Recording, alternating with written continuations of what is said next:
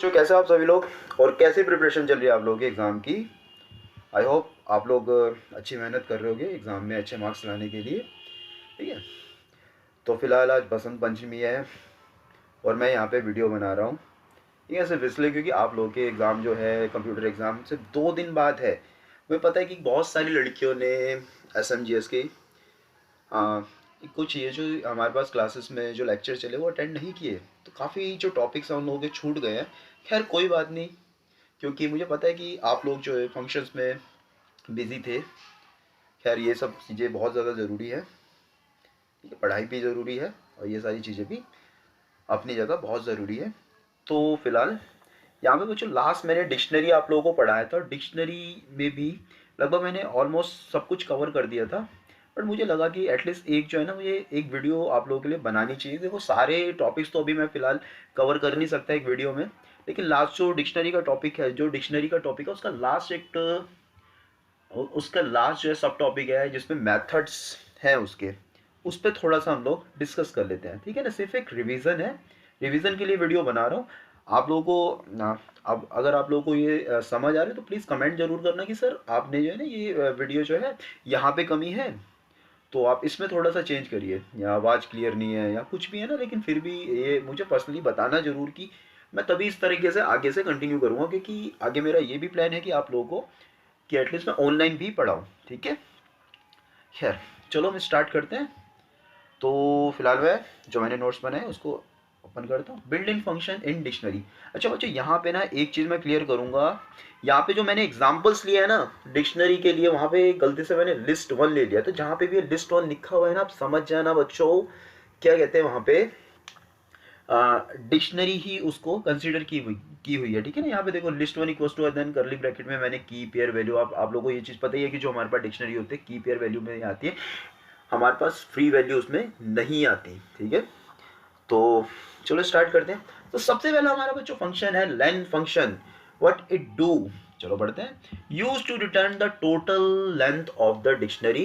ठीक है, इसके अंदर जितने भी की पेयर वैल्यूज हैं, लेन फंक्शन क्या करेगा, उन सबको काउंट करके बता देगा। यहाँ पे जैसे कि आप देख पा रहे हैं, this one 1 1 2 2 3 3 and then 4 4 print len list 1। ठीक है, तो यहाँ पे मैंने किया 4। ठीक है, चलो इसको मैं एक आपको प्रैक्टिकल करके बता देता हूँ। तो प्रैक्टिकल करना है तो हमें अपना आइडियली ओपन करना पड़ेगा।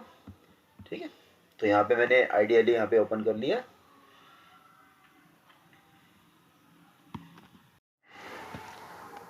आइडियली ओपन हो गया, जिसमें हमें ये प्रोग्राम रन करना है। ठीक है, तो चलो तो एक डिक्शनरी में डिफाइन कर लेता हूँ। चलो इस बार मैं डिक्शनरी 1 के नाम से इसे डिफाइन करता हूँ। वहाँ तो देखो लिस्ट 1 है ना। ठीक है, तो यहाँ पे 1 देन सेमीकोलन 1 की हो गई एंड देन सेमीकोलन वो है नहीं। ठीक है ना, 2 सेमीकोलन 2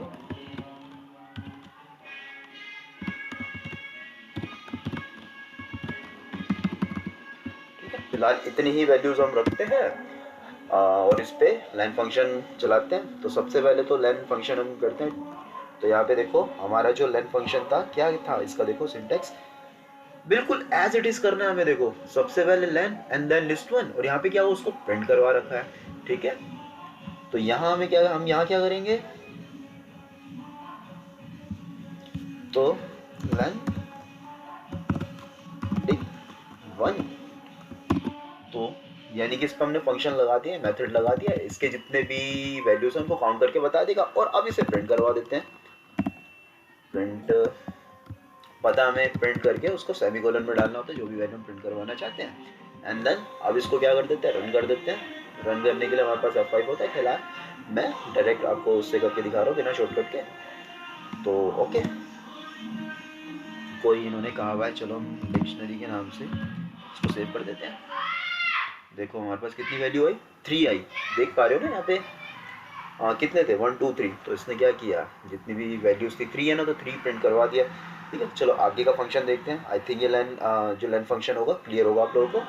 बिल्कुल एज इट इज करना है। ठीक है, अब बाकी के मैं प्रिंट करके नहीं बताऊंगा, आप लोग देख लेना, ठीक है ना। क्लियर फंक्शन बच्चों क्या करेगा, जितने भी वैल्यूज है सबको क्लियर करके रख देगा, ठीक है ना। यहाँ पे देखो मैंने क्या किया, लिस्ट वन समझ जाना, डिक्शनरी की ही बात की जा रही है, उसको डिफाइन करा हुआ है हमने यहाँ पे 1 2 3 4 जो 4 की पेयर वैल्यूज है इसमें, लिस्ट वन डॉट क्लियर कर दिया। क्लियर करके उसको प्रिंट करवा रहा हूँ, बिल्कुल एज इट इज मेथड है बच्चों, ठीक है। उसको प्रिंट करवा दिया और आउटपुट देखे हमारा क्या है, आउटपुट देखो करली ब्रैकेट, उसके अंदर कुछ भी नहीं। अच्छा, गेट फंक्शन हमारा क्या कर रहा है, गेट फंक्शन है क्या करेगा, return the value for the given की, ठीक है। यानी कि जो भी की है उसकी, अगर हम इसके अंदर इस फंक्शन के अंदर हम जो भी की रखेंगे जो कि हम लोगों ने अपनी डिक्शनरी में डिफाइन करी है उसकी वो वैल्यू दे देगा। यहाँ पे देखो जैसे मैंने क्या किया, list one dot gate, list one पे गेट फंक्शन लगाया और उसके ब्रैकेट में हम लोगों ने दे दिया 1। तो क्या कर रहा है ये, इसकी वैल्यू यहाँ पे बता देगा 1 और उसकी वैल्यू को हमने यहाँ पे फिर प्रिंट करवा दिया, ठीक है। क्लियर है। अब यहाँ पे देखो इसका आउटपुट क्या आ रहा है, 1 आ रहा है ना, 2 रखते तो 2 आता, 3 रखते तो 3 आता, 4 रखते तो 4 आता। बहुत इजी है, ठीक है ना। अच्छा नेक्स्ट देखते हैं हम। बच्चों क्या करेगा, देखिए return a view object that display the list dictionaries की टपल पेयर, ठीक है ना। तो जितनी भी कीज और वैल्यूज है उनको टपल में क्रिएट करके दे देगा, ठीक है बच्चों। यहाँ पे देखो क्या हुआ है, यहाँ पे देखो मैंने बनाया हुआ लिस्ट बनाई भी और उसके बाद उस पर आइटम फंक्शन लगा दिया, देन प्रिंट करवाया। तो क्या आया हमारा आउटपुट इस पे, देखो डिक्शनरी आइटम 1 1 2 2 3 3, तो इसने इसको किस में की चेंज कर दिया, टप्पल में चेंज कर दिया। देखो यही होता है ना टप्पल हमारे पास जो ऐसे पैरेंथेसिस में होते हैं, तो देखो इसमें इसको इसमें चेंज कर दिया, ठीक है ना। काफ़ी बार क्या होता है कि जब हम प्रोग्रामिंग कर रहे होते हैं तो जो काम तो डिक्शनरी का होता है, बट डिक्शनरी को भी हमें आगे जाके टपल में चेंज करना होता है, काफ़ी बार ऐसा आता है, ठीक है ना। जब वो खैर बहुत बड़ी बड़ी प्रोग्रामिंग्स होती है उसमें ये चीज़ें पता चलती है। फिलहाल लेकिन आप ये जानो इसने क्या किया, इसको टपल में चेंज किया, ठीक है। I think it is clear to you. चलो नेक्स्ट देखते हैं, ठीक है बच्चों। की जो फंक्शन होता है, सॉरी की फंक्शन क्या करेगा, की फंक्शन जितनी भी हमने डिक्शनरी बनाई है उनकी कीज आपको प्रिंट करके दे देगा। लिस्ट वन पूरी हम लोगों ने यहाँ पे क्रिएट करी है और उसके बाद लिस्ट वन पे की हम लोगों ने लगाई एंड देन उसको प्रिंट करवा दिया। क्या आया हमारे पास, देखो बच्चों इनकी हमारे पास कीज क्या क्या थी, 1 2 3 4, और यहाँ पे देखो हमारे पास आउटपुट भी आ रहा है, क्या आ रहा है 1 2 3 4, ठीक है। चलो नेक्स्ट, ठीक है ना, बिल्कुल कीज की तरह ही ये वर्क करेगा, लेकिन ये क्या प्रिंट करवाएगा, नाम से ही पता चल रहा है वैल्यूज, ठीक है ना।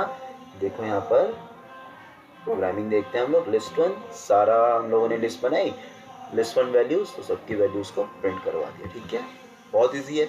अच्छा अपडेट, देखो अपडेट जो फंक्शन है, अगर हमारे पास दो लिस्ट हैं, ठीक है ना, जैसे अब यहाँ पे एक एग्जांपल दे, उनको अपडेट दूसरी लिस्ट के साथ अपडेट करने का काम करता है। जैसे आप देखो ये लिस्ट वन है 1 2 3 4 और यहाँ पे लिस्ट टू है 5 6। अब यहाँ पे हुआ क्या बच्चों, देखो यहाँ पे ना 4 तक किया, अब मुझे 5 और 6 और वैल्यू ऐड करनी थी, मैं भूल गया, उसके लिए मैंने अलग से लिस्ट बनाई हुई है। मैं कह रहा हूँ कि जो भी लिस्ट की जो वैल्यू है और जो जो लिस्ट टू है वो दोनों आपस में मर्ज हो जाए, ठीक है, मतलब अपडेट हो जाए इसके साथ, जो इसकी वैल्यू इसमें भी पहुंच जाए, ठीक है। तो list one dot update list two, जो लिस्ट वन को अपडेट किया जा रहा है किसके साथ, लिस्ट टू के साथ।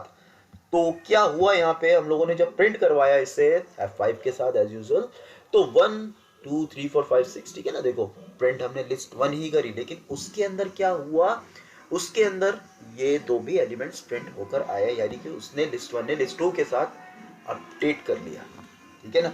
अगर बच्चों यहाँ पे देखो लिस्ट वन में अगर की 1 होती और वैल्यू 5 होती, सॉरी 1 होती, तो क्या होता, ये एज इट इज रखता है इसको, ठीक है, और सिर्फ 6 प्रिंट करवा दिया। क्यों, क्योंकि 1 की और पेयर वैल्यू तो ऑलरेडी थी ना। अगर यहाँ पे भी 1 और 1 आ जाता, मतलब 1 यहाँ पे की होती और 1 यहाँ पे वैल्यू होती, तो मतलब ऑलरेडी है ना, तो अपडेट के नाम पे उसको तो प्रिंट ना करवाता, उसको एज इट इज रखता, 6 प्रिंट करवा देता, ओके है। आगे देखते हैं, सॉर्टेड नाम से ही पता चल रहा है क्या करेगा, सीक्वेंस को सॉर्ट कर देगा, ठीक है ना। यहाँ पे देखो ऑलरेडी सॉर्ट तो हुआ वही है, बट फिर भी तो क्या हुआ, return a sort sequence of keys in the dictionary, keys को सॉर्ट फॉर्म में दे देगा, ठीक है। कभी हो सकता है कि देखो मैं 1 यहाँ पे रखूँ, फिर 3 मैंने यहाँ रखा, 4 यहाँ पे रखा और यहाँ पे, ठीक है, तो ऐसा हो सकता है। तो उससे वो क्या करेगा, उसको सॉर्ट करके दे देगा, ठीक है। यानी कि जो छोटा है सबसे पहले, बड़ा बाद में, उसके बाद जो ग्रेटेस्ट है सबसे बाद में रहेगा, ठीक है ना। तो यहाँ पे फिलहाल मैं, तो यहाँ पे हमारा एंड हुआ, ठीक है ना। तो चलो फिर जो भी डाउट आएगा मुझसे पूछना, लेकिन फिलहाल बच्चों ये चीज़ मैं ज़रूर कहूँगा कि आगे से मैं आप लोगों को ऐसे ही टीच करने वाला हूँ। अगर तुम लोगों को कुछ भी, फिलहाल मैं खासकर मैं SMGS के बच्चों के लिए कह रहा हूँ, ठीक है। मुझे पता है कि बच्चों देखो लेक्चर्स इतने नहीं हो पाते, क्लासेस में पॉसिबल नहीं होता कि हम लोग वैल्यू स्टडी कर पाए, वैल्यू लेक्चर्स हो पाए, तो इस वजह से मैं वीडियोस आप लोगों के लिए बना रहा हूँ, ठीक है ना। बट ये जरूर आप लोगों से प्रॉमिस चाहूँगा कि बच्चों अब 12th क्लास आ रही है, ठीक है। तो स्टार्टिंग से ही बच्चों आप लोगों को पढ़ना होगा। मैं आप लोगों को जितना अच्छे से पढ़ा सकता हूँ मैं कोशिश कर रहा हूँ, लेकिन आप लोगों को भी एक कमिटमेंट करना पड़ेगा कि एटलीस्ट ज़्यादा नहीं तो 30 मिनट एटलीस्ट आप लोगों को कंप्यूटर के लिए निकालने ही होंगे, ठीक है ना। बाकी सब्जेक्ट्स के लिए भी मेहनत करते हो तो इसके लिए भी तो करनी होगी ना। हार्ड नहीं है जैसा कि लोग कह रहे हैं कि हार्ड है, हार्ड है, नहीं है हार्ड। सिर्फ एक क्वेश्चन पूछना है कि हम लोगों ने इसके लिए टाइम कितना दिया। टाइम तो हम दे ही नहीं रहे ना इसके लिए, जैसे हम बाकी के सब्जेक्ट्स को टाइम दे रहे हैं। आप लोग अगर PCM तो then you are giving the time to PCM, but you are not giving the time as to the computer. The same for the commerce students. You are giving time to eco, BST and accounts, but you are not giving the same time for the computers. So करना होगा बच्चों आप लोगों को, ठीक है ना। खैर इसी के साथ मैं ये वीडियो स्टॉप कर रहा हूँ।